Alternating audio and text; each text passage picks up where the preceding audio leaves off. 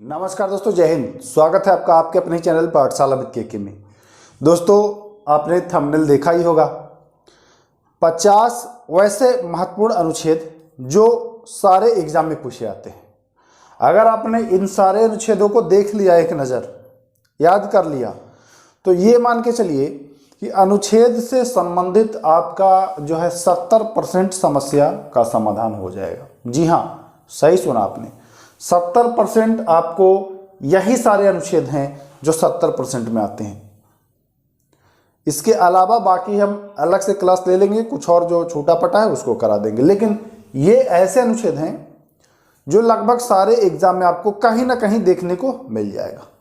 याद करना बहुत मुश्किल नहीं है, लगभग 50 अनुच्छेद है, आप आसानी से याद कर लेंगे। एक बार वीडियो देखिए, हमारे साथ आप दोहराते चलिए, बहुत ही आसानी से आप याद कर लेंगे। सबसे पहले बात करते हैं अनुच्छेद 14, विधि के समक्ष समता या समानता। जी हाँ, विधि के समक्ष समता या समानता, अनुच्छेद 14। देखिए दोस्तों, इसको मैं डिटेल में नहीं कराऊंगा, यहाँ डिटेल के लिए मैं अलग से क्लास लाऊंगा। यहाँ केवल मैं बस अनुच्छेद और उससे संबंधित प्रावधान की बात करने वाला हूँ, क्योंकि एग्जाम में पूछता है प्राण एवं दैहिक स्वतंत्रता किस अनुच्छेद में है, तो आप बताते हैं अनुच्छेद 21। पूछता है ग्राम पंचायत का गठन किस अनुच्छेद में है, तो आप बताते हैं 40। तो बस मैं इसी तरीके से आपको बताने वाला हूं, बाकी डिटेल में मैं अलग से पढ़ाऊंगा। तो विधि के समक्ष समता समानता जो है वह अनुच्छेद 14 में। अनुच्छेद 18 में दोस्तों उपाधियों का अंत। वैसी उपाधि जो सैन्य और शिक्षा को छोड़ करके अगर कोई उपाधि है तो वो आप धारण नहीं करेंगे। उपाधियों का अंत कर दिया गया है। अगर कोई उपाधि लेते हैं या कोई पुरस्कार लेते हैं विदेशों से, तो उसके लिए आपको राष्ट्रपति महोदय की अनुमति अनिवार्य होगी। एक और पूछता है अनुच्छेद 17, छुआछूत का अंत, अस्पृश्यता का अंत, तो ये भी ध्यान दीजिएगा, अनुच्छेद 17 भी। अब बात करते हैं अनुच्छेद 19। अनुच्छेद 19 की बात करें तो इसमें है वाक एवं अभिव्यक्ति की स्वतंत्रता। जी हाँ, वाक एवं अभिव्यक्ति की स्वतंत्रता। इसको मैं थोड़ा सा बताना चाहूँगा कि इसी में आपको प्रेस की स्वतंत्रता निहित है। बाकी मैं बार बार कह रहा हूँ कि डिटेल में कराऊंगा, जब मौलिक अधिकार चैप्टर शुरू करूंगा तो उसमें डिटेल में कराऊंगा, देखिएगा वीडियो को। उसके बाद आता है अनुच्छेद 21 में है प्राण एवं दैहिक स्वतंत्रता। एक क्वेश्चन इससे बनता है कि निजता का अधिकार, तो निजता का अधिकार जो है वह भी अनुच्छेद 21 के अंतर्गत ही आता है। चलें आगे, चलिए अनुच्छेद 23 में है मानव का दुर्व्यापार व बलात्श्रम। मानव का किसी वस्तु के सामान खरीद या बिक्री पर प्रतिबंध, बलात्श्रम पर निषेध है ना, निषेध है, यहाँ आपने देखा। उसके बाद अनुच्छेद 24 में है 14 वर्ष से कम आयु वर्ग के बच्चों को भारी कारखानों में या जोखिम भरे कारखानों में कार्य पर प्रतिबंध है। यह अनुच्छेद 24 में है। कैसे याद रखेंगे, 14 वर्ष का जिक्र किया गया है, तो 14 में भी 4 है और 24 में भी 4 है, ऐसे करके याद कर लीजिएगा, ठीक है ना। चलिए आगे, अनुच्छेद 32 संवैधानिक उपचार, बहुत ही महत्वपूर्ण है। संवैधानिक उपचार, डॉक्टर भीमराव अंबेडकर ने इसी 32 अनुच्छेद को संविधान की आत्मा कहा है, तो ये भी ध्यान दीजिएगा। अनुच्छेद 39 सामान्य न्याय और निशुल्क कानूनी सहायता, विधिक सहायता, सामान्य न्याय और निशुल्क विधिक सहायता 39 का। अगर बात की जाए ग्राम पंचायत का गठन, तो बताएंगे अनुच्छेद 40। अनुच्छेद 40 में है ग्राम पंचायत का गठन।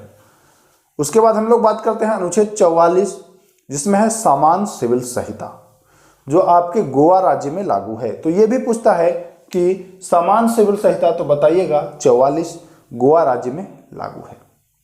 इसके बाद 45 में है बच्चों को बालकों हेतु निःशुल्क और अनिवार्य शिक्षा, बालकों हेतु निःशुल्क और अनिवार्य शिक्षा। ये राज्य के नीति निर्देशक तत्व के अंतर्गत आते हैं दोस्तों। 12 से 35 तो आपका मौलिक है, उसके बाद आपका नीति निर्देशक है, ठीक है ना, तो ये नीति निर्देशक में आता है। अनुच्छेद 45 के बाद 48 की बात करते हैं, कृषि और पशुपालन का संगठन, बहुत ज़्यादा इंपॉर्टेंट है। पूछता है कि कृषि एवं पशुपालन किस अनुच्छेद में है, तो बताने वाले हैं आप कि सर ये तो 48 में है। अब बात कर लें अनुच्छेद 50। 50 में देखिए, जैसे आप कोई चीज होता है 100 होता है, तो इसको हम लोग बांटते हैं तो 50-50 हो जाएगा कि नहीं। तो अनुच्छेद 50 में है कार्यपालिका से न्यायपालिका का पृथक, मतलब बंटवारा, कार्यपालिका और न्यायपालिका जो है वह अलग अलग, यह 50 में है। अनुच्छेद 53 की बात करें तो अनुच्छेद 53 में लिखा हुआ है संघ की कार्यपालिका शक्ति राष्ट्रपति में निहित होगी। तो यह लाइन हूबहू पूछता है कि संघ की कार्यपालिका शक्ति राष्ट्रपति में निहित होगी, ऐसा किस अनुच्छेद में लिखा है बताइएगा। 53, ठीक ना। राष्ट्रपति का शपथ अनुच्छेद 60 और राष्ट्रपति पर महाभियोग अनुच्छेद 61, कोई दिक्कत नहीं। 63 की बात कर लेते हैं तो भारत का एक उपराष्ट्रपति होगा अनुच्छेद 63 में। वही उपराष्ट्रपति जो होगा वह राज्यसभा का सभापति होगा, यह अनुच्छेद 64 में है। उपराष्ट्रपति होगा 63 में और वह सभापति राज्यसभा का होगा 64 में। अनुच्छेद 65 कहता है कि अगर राष्ट्रपति का पद रिक्त है किसी आकस्मिकताओं के कारण, तो ऐसी दशा में उपराष्ट्रपति राष्ट्रपति के पद का निर्वहन करेगा, उनके कृत्यों का निर्वहन करेगा। यानी कि राष्ट्रपति अगर नहीं है तो उनका कार्य देखेंगे उपराष्ट्रपति महोदय, अनुच्छेद 65 के अंतर्गत, ठीक ना। चलिए अनुच्छेद 70, देखिए 70 थोड़ा समझना होगा आपको। एक घटना हुई थी 1969 के समय कि राष्ट्रपति की मृत्यु हो गई। उसके बाद जो कार्यवाहक राष्ट्रपति बने, जो उपराष्ट्रपति थे वीवी गिरी, तो वीवी गिरी बने। वीवी गिरी ने भी त्याग पत्र दे दिया। उसके बाद ऐसी दशा हुई कि राष्ट्रपति के बारे में कोई प्रावधान नहीं था कि उपराष्ट्रपति अगर ना रहे तो कौन बनेगा। तो हुआ क्या कि यही 70 अनुच्छेद का सहारा लेकर के एक प्रावधान किया गया। ऐसा नियम बनाया गया कि अगर उपराष्ट्रपति भी नहीं है, देखिए जैसे समझिएगा, जैसे राष्ट्रपति नहीं रहता है तो बन जाता है कौन, उपराष्ट्रपति। हुआ क्या कि जाकिर हुसैन की मृत्यु हो गई तो बीबी गिरी जो है वह कार्यवाहक राष्ट्रपति बन गए, है ना। बीबी गिरी ने भी त्याग पत्र दे दिया तो राष्ट्रपति का पद खाली हो गया, चूंकि ये भी हट गए। ऐसे में सुप्रीम कोर्ट के जो मुख्य न्यायाधीश थे एम हिदायतुल्ला, इनको इसी 70 अनुच्छेद के द्वारा प्रावधान करके और बनाया गया। तो 70 अनुच्छेद भी इससे संबंधित है, ध्यान दीजिएगा, महत्वपूर्ण है। चलें आगे चलते हैं। अनुच्छेद 72, राष्ट्रपति को क्षमादान की शक्ति। जी हाँ, राष्ट्रपति आपके सजा को माफ कर सकते हैं, कम कर सकते हैं, टाल सकते हैं, है ना, लघुकरण कर सकते हैं, कुछ शक्तियां हैं। तो यह अनुच्छेद 72 के तहत है, ये चीज ध्यान दीजिएगा। अनुच्छेद 74, राष्ट्रपति की सहायता हेतु एक मंत्री परिषद होगा। राष्ट्रपति को सहायता देने हेतु एक मंत्री परिषद होगा, अनुच्छेद 74। अनुच्छेद 76 कहता है कि भारत का महान्यायवादी, जी हाँ, भारत का महान्यायवादी किस अनुच्छेद में है तो बताइएगा, अनुच्छेद 76। एक बार स्क्रीनशॉट ले लीजिए बच्चों, क्योंकि स्क्रीनशॉट लिए रहेंगे तो आपको याद करने में आसानी होगी। अनुच्छेद 85 में है संसद का सत्रावसान और विघटन। अब आप कहेंगे कि सर संसद में तो राज्यसभा का विघटन नहीं होता है, तो जी नहीं, लोकसभा का होता है। तो केवल 85 में देखिए, लोकसभा का अगर पूछे कि लोकसभा का विघटन तो बोलिएगा अनुच्छेद 85, लेकिन सत्रावसान तो दोनों में होता है, सत्रावसान भी 85 में ही है, ध्यान दीजिएगा। 88 में है महान्यायवादी के अधिकार। महान्यायवादी किसी भी सदन में जाकर के शामिल हो सकते हैं, बोल सकते हैं, 88 के अंतर्गत। उसके बाद है 110 है धन विधेयक की परिभाषा।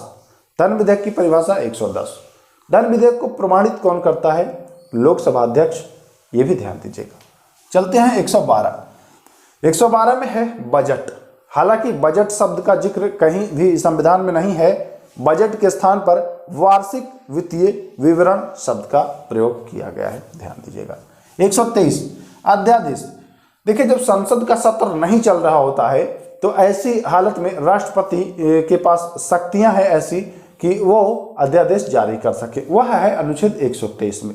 यहां ध्यान दीजिएगा, 1, 2, 3 अगर हो तो राष्ट्रपति जारी करते हैं, और अगर इस 1 को यहां ले आए 2, 1, 3 तो राष्ट्रपति जारी करते हैं। आगे हम लोग चर्चा करेंगे। अब बात करते हैं अनुच्छेद 124 सुप्रीम कोर्ट का स्थापना या गठन। जी हाँ, सर्वोच्च न्यायालय का स्थापना या गठन की बात की गई है 124 में।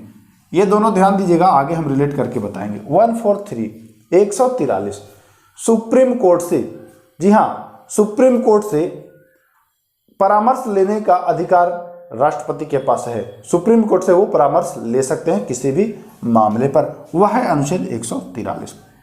148 में है भारत का नियंत्रक व महालेखा परीक्षक, 148 में ध्यान दीजिएगा। 153 में है राज्यों के राज्यपाल। जी हाँ, 153 अनुच्छेद राज्यों के राज्यपाल।